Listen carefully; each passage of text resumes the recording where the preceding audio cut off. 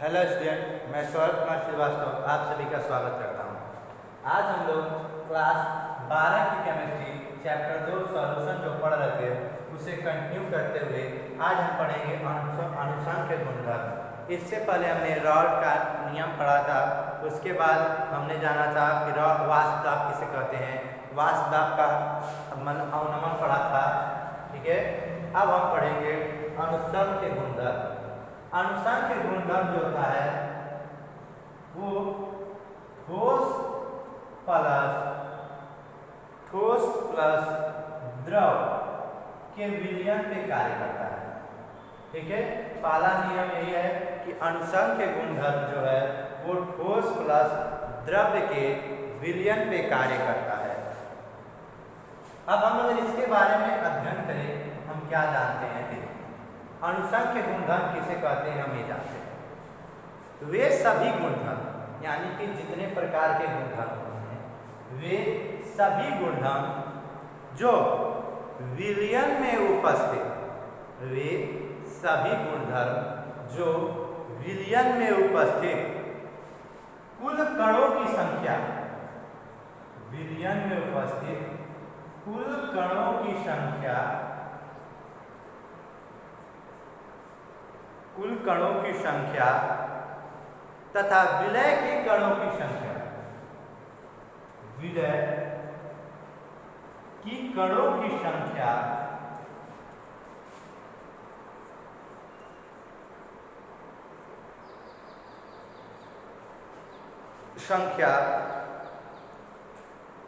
के अनुपात पर निर्भर करती है, यानी इन दोनों के अनुपात पर निर्भर करती है, तो उसे हम अनुसंख्य गुणधर्म कहते हैं। इस गुणधर्म में विलय की प्रकृति का कोई महत्व नहीं होता है, यानी विलय कैसा है इससे हमें कोई मतलब नहीं है। ठीक है, फिर से जानेंगे। वे सभी गुणधर्म, ठीक है, जो विलयन में उपस्थित कणों की संख्या और विलय की कणों की संख्या के अनुपात पर निर्भर करता है, उसे अनुसंख्य गुणधर्म कहते हैं। इस गुणधर्म में विलय की प्रकृति का कोई महत्व नहीं होता है। यह 4 प्रकार का होता है। पहला, वाष्प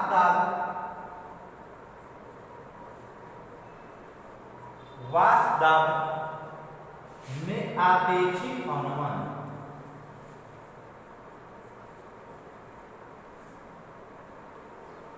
अवनमन हमने पढ़ा दिया है, आज हम कुछ अवनमन के कारण सीखेंगे। वाष्प दाब में आपेक्षिक अवनमन। दूसरा हम जानेंगे क्वथनांक में उन्नयन, जो हमारा नेक्स्ट टॉपिक यही होगा, क्वथनांक में उन्नयन।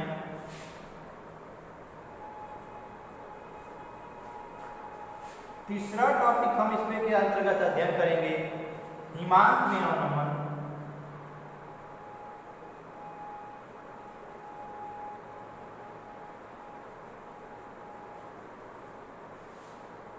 और इसके अंतर्गत हम चौथा पढ़ेंगे प्रासरण दाब।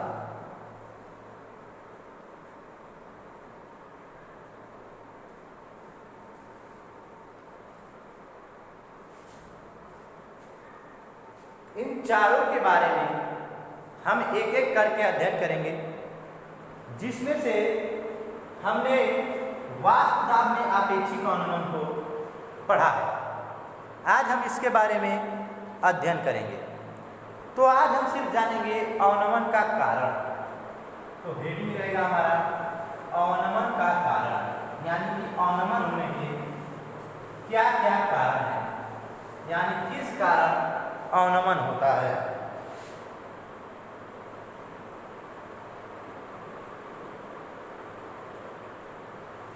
अवनमन के कारण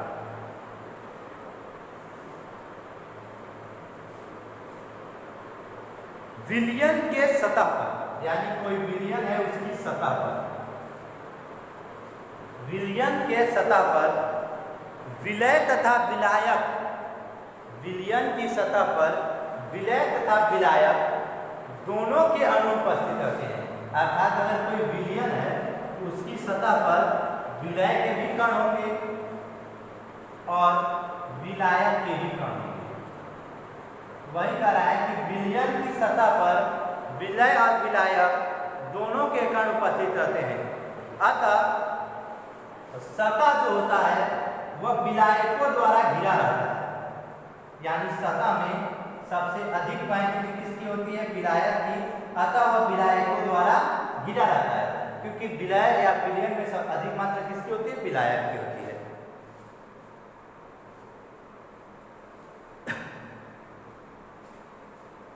इसके कारण सतह को छोड़कर जाने वाले विलायक के अणु की संख्या, देखिए बात को समझिएगा, फिर से बोले कि मिस्टेक हो गया था। विलयन के सतह पर विलय तथा विलायक दोनों के कण उपस्थित रहते हैं।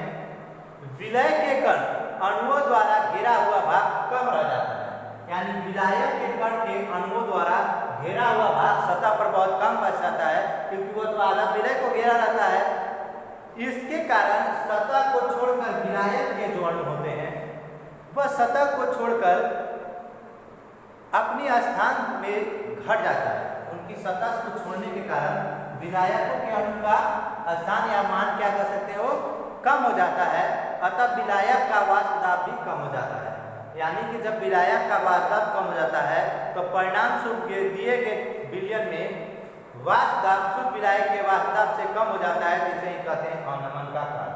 अभी आपको समझ में नहीं आएगा, अभी हम समझ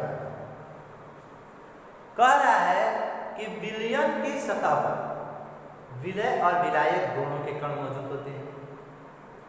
सतह का विलायक का कण जो होता है वह विलय को अपने आप में घोरा रहता है।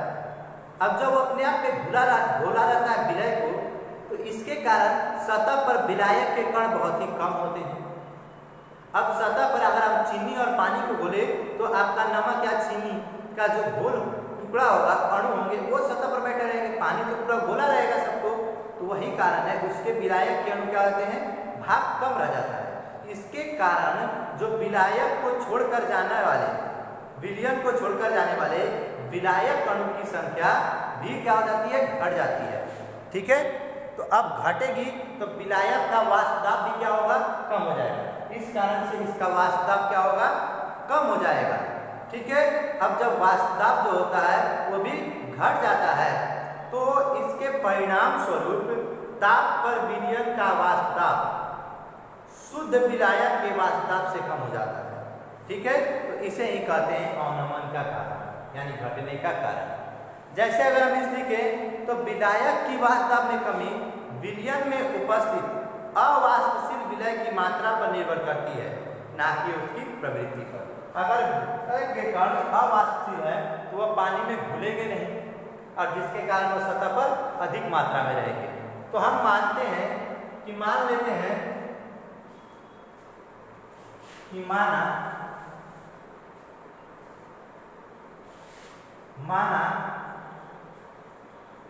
x1 बराबर विलायक का मूलक,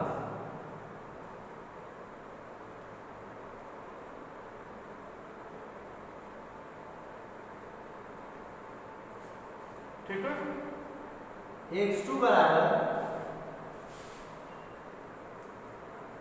विलय का मूलक,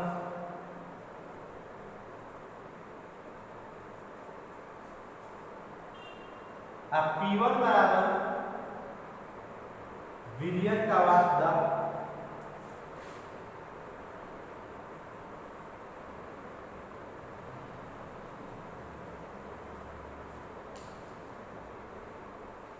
नाउ यानी कि अब हमारा हो जाएगा P1 डायरेक्टली प्रोपोर्शनल x1, तो P1 बराबर P1 नॉट x1, ठीक है, P1 naught x1।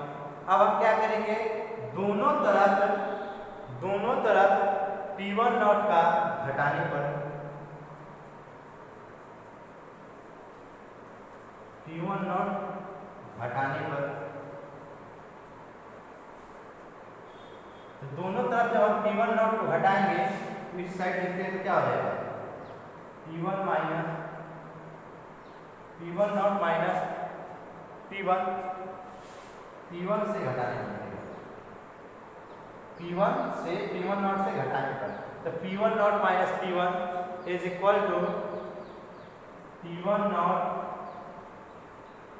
Minus P1 naught x1, तो P1 naught minus P1 is equal to P1 naught 1 minus x1, और हम लोग इसको लिख सकते हैं P1 naught minus P1 is equal to P1 naught x2, और यही हमारा क्या बनता है, समीकरण बनता है। सर यहाँ x2 कैसे आया, तो एक पॉइंट लिखिएगा x1 प्लस x2 बराबर 1, तो हम जब निकालेंगे x2 बराबर 1 माइनस x1, इसी के कारण हमने वहाँ इसको निकाला। तो इस तरह से हमें व्यंजक मिलता है अवनमन के कारण, इस प्रकार के व्यंजक बनते हैं। तो ये हमारा हुआ, इस प्रकार से वीडियो खत्म होता है। इसके बाद हम लोग पढ़ेंगे अपना क्वथनांक, ठीक है, और जो भी टॉपिक है उसको पढ़ के खत्म करेंगे।